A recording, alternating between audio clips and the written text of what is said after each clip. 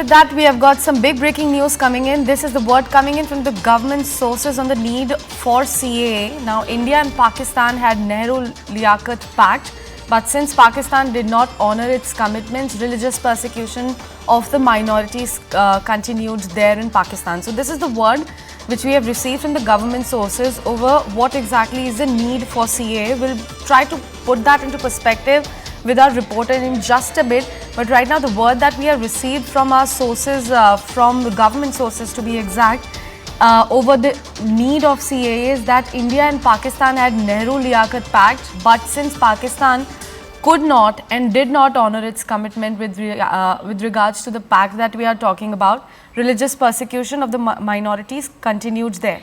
We have CNN News 18's Arunima joining us on the broadcast. Arunima, very good morning to you. Please put that into perspective for our viewers first, and then we'll discuss it in depth.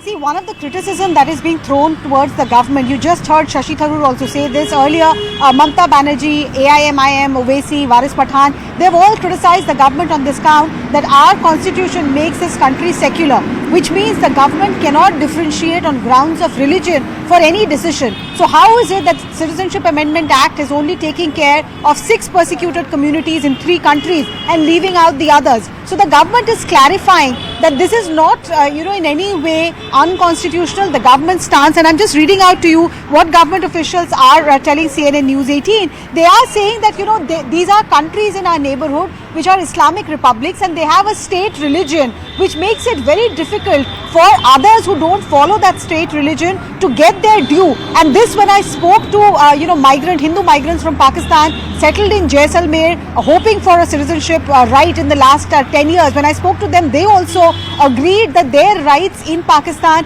were endangered, their right to faith, their right to education, their right to employment. And the government is also citing these examples to say that, these people have nowhere else to go, and some of them are people of Indian origin. Therefore, we want them to have the citizenship option here in this country. Government is also pointing out that in the earlier provision of the citizenship law, if you did not have valid documents, you could have been deported. With Citizenship Amendment Act, that risk is being negated, that risk is being zeroed, and that's why this is important. It in no way takes away the rights of any Indian citizen. It's more positive towards our responsibility towards people of Indian origin in our neighborhood. That's the government's stance at the moment. And Arunima, if we were to talk about some of the questions which are revolving on the social media platforms also, and if we were to act as a myth buster around the CAA which is going on, there is one very prominent question which is continuously being asked by the people, is that why shouldn't Balochis, Ahmadiyyas and Rohingyas be considered? So what the government sources are saying is that, there are provisions within the Indian law. I'm just going to read out to you what the government is pointing out.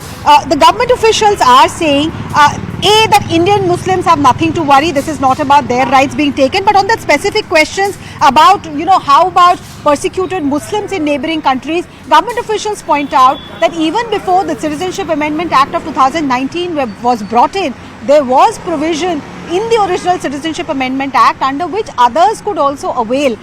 Of course, the manner in which the government is making it easier for these 6 communities, that is a point of difference. But the government is pointing out that it does not mean that a persecuted person from outside of these 6 communities cannot avail of Indian citizenship. Adnan Sami, for example, was a Pakistani, he was a Muslim, and he did get Indian citizenship. Yes, the provisions were different, the manners were different, but he did get that. Definitely. Arunima, please stay with us. We have CNN News 18's Kamalika Singh Gupta joining us on the broadcast as well. Kamalika, very good morning to you. If you were to talk about the politics surrounding the CAA and the implementation of CAA as well, the loudest voice is coming in from Trinamool Congress's representative, Mamata Banerjee. She has been very loud. She has been very vocally talking against CAA from a very long period of time. But if we were to check what exactly is the mood on the ground, how exactly are the people treating this announcement in the state of West Bengal right ahead of the Lok Sabha elections as well? See, there are 2 sides of it. The people, specifically the Matua community, the Avarna Hindu Bengalis, who have actually come from Bangladesh due to torture and all those things, those Matua community. It's a Hindu formed by Harichand Thakur in Bangladesh in 1840s, and then it has its headquarters in Bengal, which was founded by Pramod Ranjan Thakur. Now, who are these people? For the Matua community, who has a dominance in 5 to 6 Lok Sabha constituencies in Bengal, for them they are very happy with this CAA.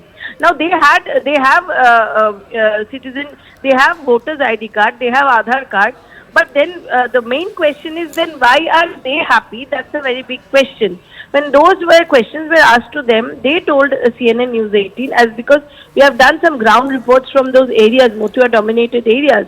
They say that when they apply for passport, that point of time when the DIB asks from them some papers of their parents before 1970, and all those papers are not with them because they actually fled from the neighboring country. So those documents are not there with us, and they are always in a sense of insecurity that they will be deported back, they will not get any government job properly. So all those things were not there. Now the fact is that the CAA has come. They feel that they are going to get citizenship, and they are ready to take training and whatever the apps are coming and all those things. They want to learn it and they want to do it in their own way. They believe that it is an independence for them to be actually to get the Indian citizenship. But on the other side, the Trinamool Congress and obviously the followers of Trinamool Congress, they are saying that once one applies for a citizenship, once one fill up the citizenship form, then that person will be a foreigner. Now that has also been refuted by the BJP and also the central government by stating that the case is not so. Shantanu Thakur, who is one of the representatives of Matua community and the shipping minister, he stated that Mamata Banerjee is misleading the people. It is not like that everybody will be trained. So the politics is on one side. On the other hand, the Matua communities, the refugees who came from the Namasudras, they are actually SC now, who came from Bangladesh after 1970, they feel it's a big thing for them. Definitely. Kamalika, please stay with us. Arunima is back with us on the broadcast. Arunima, now coming to you with a question around the politics which is being played around CA, that too right before the Lok Sabha elections. Opposition is saying that this is a political gimmick right before the elections by the central government. On the other hand, government is saying that, it is going to help people out. But if we were to put it into perspective for our viewers in a better manner, what kind of remedy exactly the CAA is going to provide to the people of our country?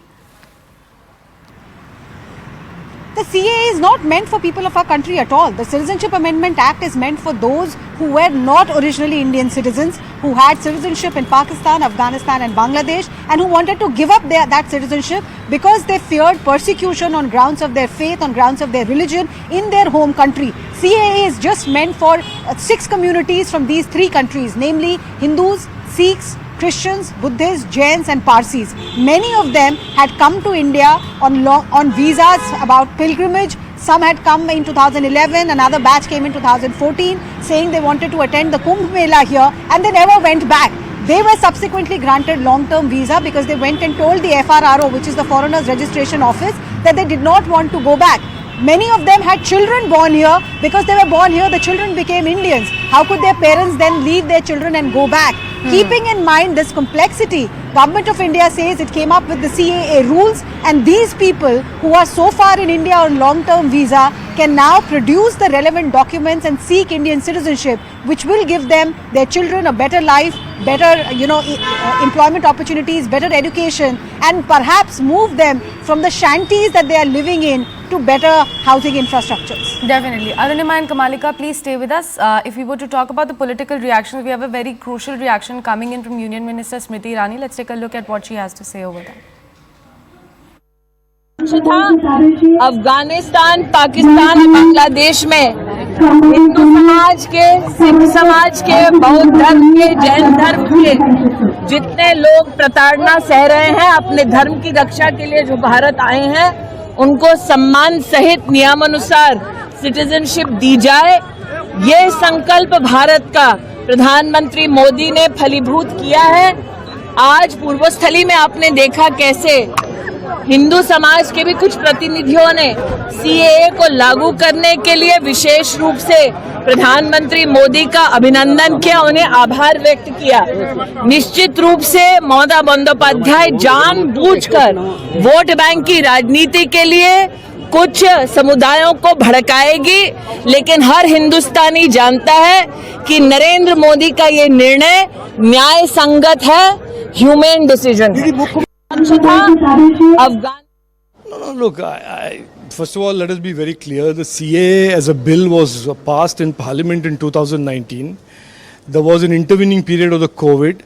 The rules could not be notified, and what has really happened is that the rules have been notified and gazetted.